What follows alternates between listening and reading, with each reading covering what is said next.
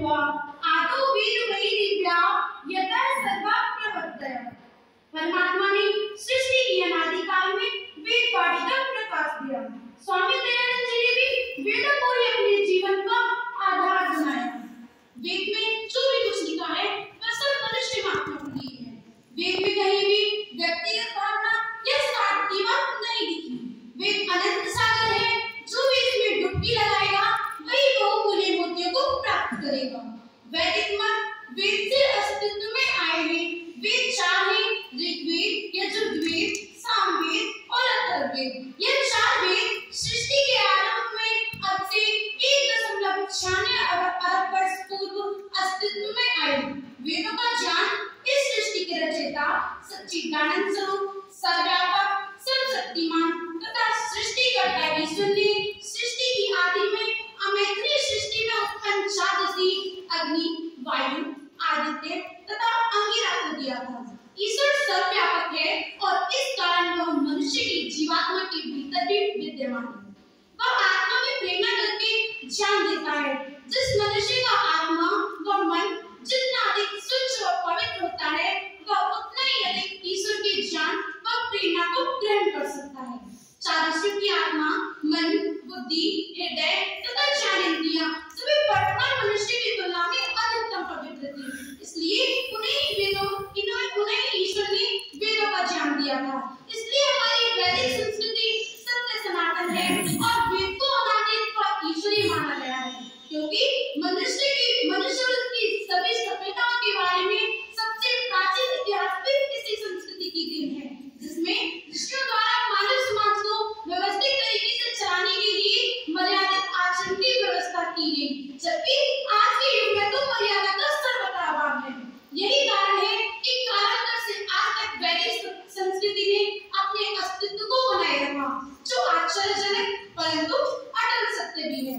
भारतवर्ष में रहने वाली सर्वप्रथम जाति आर्य थी और आर्यों की अपनी संस्कृति वैदिक संस्कृति थी, जो कि ये संस्कृति आज भी उतनी ही सशक्त, सुव्यवस्थित, सुसंगठित और अनुशासित है जितनी कि सृष्टि के उदय के समय थी। वैदिक संस्कृति में 5 यम, सत्य, अहिंसा, अस्तेय, ब्रह्मचर्य और अपरिग्रह हैं तथा 5 नियम, शौच, संतोष, स्वाध्याय, ईश्वर प्रणिधान और तप हैं। वैदिक संस्कृति के अनुसार इन यम नियमों की जो मनुष्य अवहेलना करता है उसका कल्याण असंभव है। ठीक उसी तरह जिस तरह इन यम नियमों की अवहेलना करने से कोई भी धार्मिक कार्य सिद्ध नहीं होता। अर्थात यम नियम ही आध्यात्मिक जगत में वैदिक संस्कृति का पहला पाठ व भवन की नींव के पत्थर के समान है। इन्हीं के परिणाम स्वरूप ही तो भारतवर्ष को संपूर्ण विश्व धर्म ध्रुव कहता आया है।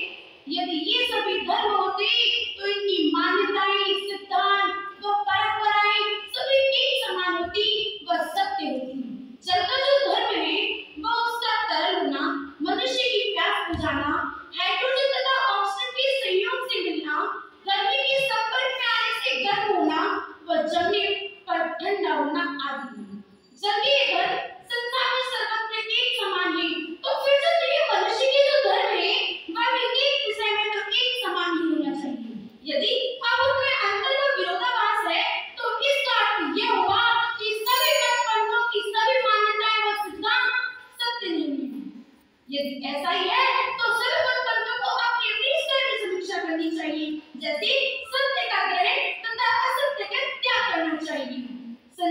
वैदिक संस्कृति हमारी दुनिया भर में फैल गई थी और सारी दुनिया वेदों और वैदिक संस्कृति के आगे नतमस्तक हो गई थी। मैक्स मुलर जैसे यूरोपीय विद्वान ने भी इस संस्कृति पर और वैदिक साहित्य पर बहुत गहन अध्ययन किया है। एक जमाना था जब भारत का यमन भी इस संस्कृति को अपनाने के लिए तड़प रहा था।